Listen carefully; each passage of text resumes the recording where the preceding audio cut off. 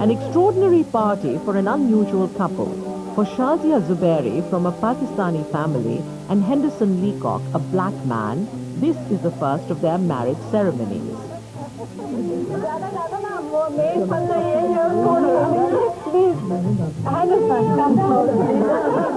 Two people with very different backgrounds will become one Canadian family.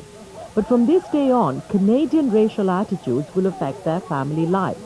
The children they hope to raise will struggle to piece together an identity.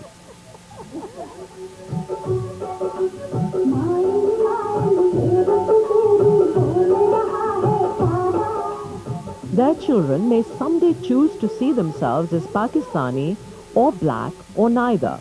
These choices will be shaped by attitudes on the street and attitudes inside the Zubairi and Leacock families.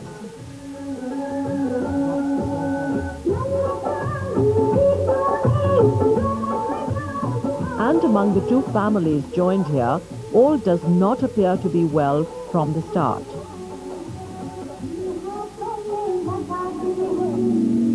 Later at the wedding and reception, Henderson's family is out in force, along with the newlyweds' friends. But Shazia's aunt and uncle are the only Zubairis who would attend. The newlyweds already carry a burden shared by thousands of interracial couples in Canada. They will fight harder for a dignified future.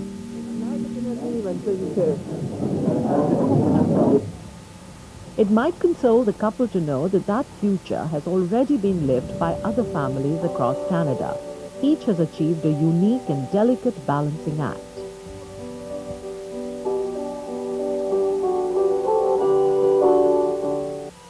Sunit John's roots are in colonial India, his education English and Christian. He came to Canada in 1960 wanting to assimilate, and he was good at it. Even then, he probably did not expect to meet and marry his wife Lynn. It was one further step away from his origins. Yet cultural give and take remains a feature of the John family life. Before the couple married in 1972, Lynn had almost no contact with people of color. Now in Toronto, they have 3 mixed-race children. Each has a different strategy for bridging the gaps.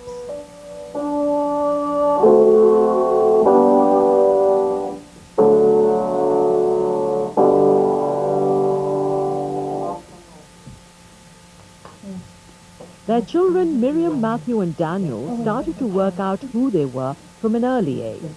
One time when I was little, coming home from school, and I think it was after I'd been to somebody's house for lunch, and I said to my mom, why didn't you eat curry? Because I realized that, my friends didn't eat curry. And she said, well, it's because your dad's Indian.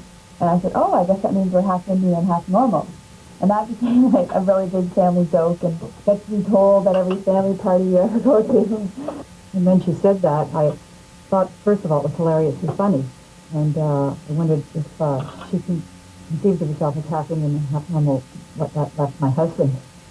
But about a year later, when we were driving in the car, my husband and I, Miriam said to us, "It's a khaki." So I explained to her that it was someone from Pakistan. Then I thought, she asked me that. So she said somebody called it khaki in the schoolyard. I would never even admit to somebody that I ever ate curry because I remember hearing how much they used to tease Mansoor. Remember? Yeah. They say Mansoor smells like a sewer and all this stuff because, he smelled like curry. So I remember hearing that and thinking, oh man, I better never let it slip. But I ate curry when I was a kid. All of Sunit's siblings married white Canadians, and family picnics are a multiracial jumble of bodies. The racial hierarchy of everyday Canadian life may not disappear, but here life is more comfortable. I can't serve. Here too, the children will look around for the signals about who they might be. Some will try to be as white as possible. Some will resent their difference, and some will celebrate it. The John children are still working at ways to fold their Indianness into a life like that of their peers. It's an individual journey, and the family can only be of so much help. It's harder if that family's consciousness of its roots is already fading. We have a lot of family around us. Yeah. Yeah, but they're not very Indian either, though. Like, they don't know much about India either, so... Well, they're not... Grandma does. Yeah, except for Grandma, but no, not... And Auntie Ivy and stuff like that. When I was growing up, it was different from you two because I had this complex about being white. I wanted to be white. I wanted to have blonde hair, blue eyes, and be like everybody else in my class. I got teased, too. Like, you know, I got called tacky and stuff. Oh, like nobody ever teased me when I was in school. Yeah. Even like all the way up. I don't remember ever being called names. Matt's like the least Indian of all of us. I'm not the least Indian. He's the lightest skin, too. Matthew's skin color is remarkable inside his family, and outside it allows him to most easily follow his father's strategy of assimilation. Matthew, above all, wants to lead a Canadian life. His politics are Ontario Progressive Conservative. He organizes for the party at the University of Toronto's Scarborough campus. He shares his father's confident expectation that he will be accepted. He sees himself headed forward and upward with no deep fear that he will be denied anything because of his race. I hope. I think from the fundraiser, we can put aside your candidates, you know. How much is that? $100. Following this path has made Matthew himself a target for family humor, jokes that are both political and racial. Rory is always like having somebody who likes that too. Yeah, you do actually have to admit. Like minorities and poor people. That was a low blow. Of course, realizing that I am a minority myself. Well, hey. You're right. And end the conversation. No, the conservative says that we're white. I mean, right. Right. That is not true, Uncle. I'm not white. Yeah, you know what happened to me. The way you behave. Camille Hernandez Ramdwa, born of Ukrainian and Trinidadian parents, cannot adopt Matthew John's confidence. She knows everyday racism and wants to protect her children from it in a way her parents were not able to do. It was an earlier, harder time for interracial couples and their children. I was left pretty much on my own to develop a racial identity because my parents weren't giving me any sort of support or any sort of guidance in that area. And at school, I was just surrounded by white kids and, you know, I mean, they saw me as different, or I got called names or whatever, but I also, at a very, I guess, fairly young age, well, around 12, I really realized I am not one of these people. I'm different. There's something different about me. It's then that I started to explore different racial identities, and I think I went through different processes looking for something that fit. What really sort of spoke to me was black identity. That just made a lot of sense to me. That's how I felt. And that's also how I was being seen. And as I got a little older, I started to realize it was also Caribbean. Even to define as a Caribbean person is sort of an ambiguous position to be in. People still want you to give some kind of racial definition. So this is, you know, sort of where I find myself at this particular point, and I feel I really have to define as a multiracial person. Camille's partner, Trevor, is also from a mixed-race background. Their shared experiences have already eliminated a potential source of family trouble. Some things are taken for granted. I had an extended family that was very mixed. Yeah. So, for me, when I go to my cousins, they never look like me. They look different. They all look different. Mm-hmm. But an identity inside a family may not easily be found outside it. There, society imposes its own requirements. I think identity is a very subjective, very personal thing, and I think you have to find the balance between what you truly feel yourself to be, you know, outside of heredity and socialization and things, and also how society sees you. There's actually a term for it. It's called perceptual dissonance between how we see ourselves and how the world sees us. And I think a lot of multiracial people go through this. I mean, I know I go through it almost daily.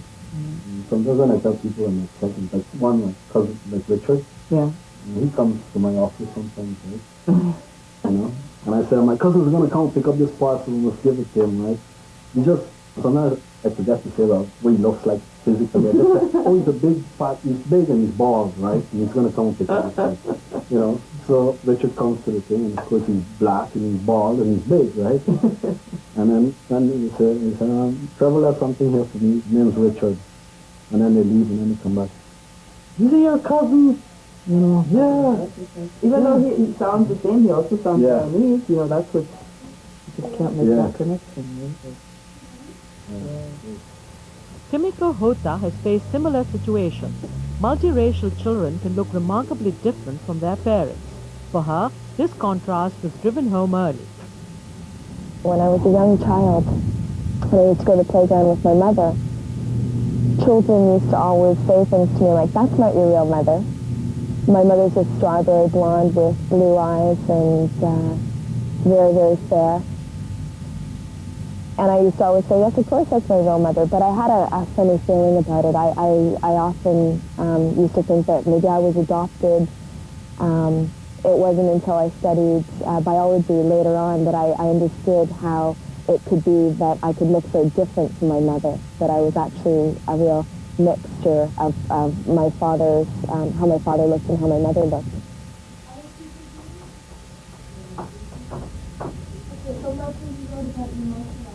Kimiko teaches English to people who are facing an even tougher cultural reality than hers. Movie? And you got a really great movie you saw, or a really terrible movie that you saw? Her students are people who are taking a step away from their ethnic roots. But as she gets older, she has investigated more closely her father's Japanese roots. She lived in Japan. She learned her family's history there and on this continent. But before that, she changed her name. I was born with the name Kimberly Denise Hota, and it was a name, when I was growing up, people always referred to me as Kim. It was a name that I didn't really identify with. Kimberly's a Gaelic name, Denise is a French name. I didn't feel very much that really reflected who I was. When I finally did change my name was I went overseas to school in Switzerland, and I just enrolled as Kimiko. And so it was really from the age of 18 that I started to go by that name. But it wasn't until I finished university that I legally changed my name. And I feel really, really good about having done that. My grandparents changed their names. They had beautiful Japanese names. My grandmother was Yoshiko Nakamura, and my grandfather was Takashi Hota. But they changed their names to George and Rosie. So I just felt there's some justice in changing my name back to being Japanese. My experiences in Japan were a bit different than what I might have expected before I went over. I found that, I guess I was expected to go over there and be accepted as Japanese, but I found that I was treated as an exotic Canadian, which really quite surprised me initially. In Canada, I think most people look at me and they think I look very Asian. In Japan, they thought I looked very Caucasian. So in Canada, people might say that I look like my father, but the Japanese people thought that I looked like my mother.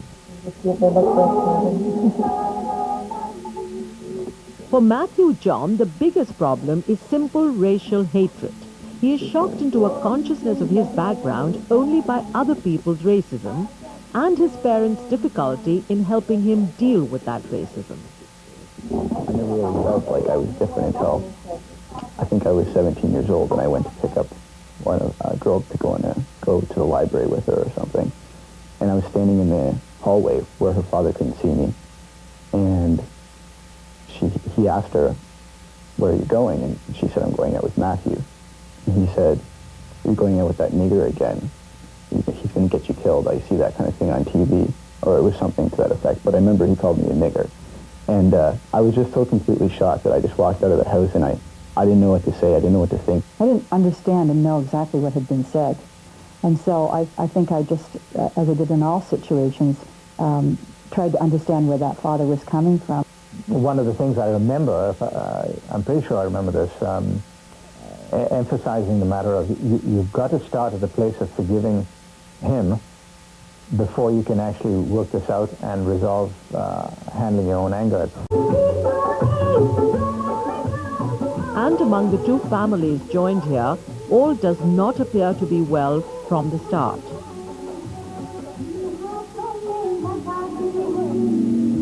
Later at the wedding and reception,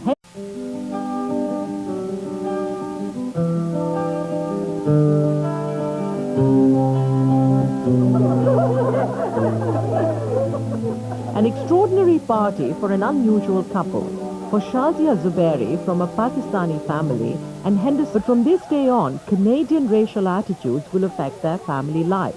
The children they hope to raise will struggle to piece together an identity.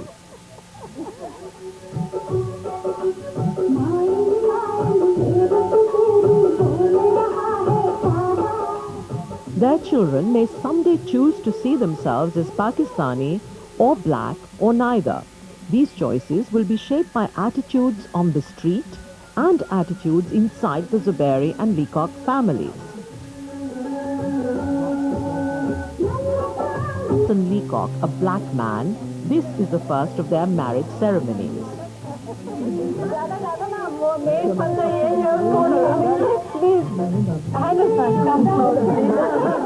Two people with very different backgrounds will become one Canadian family.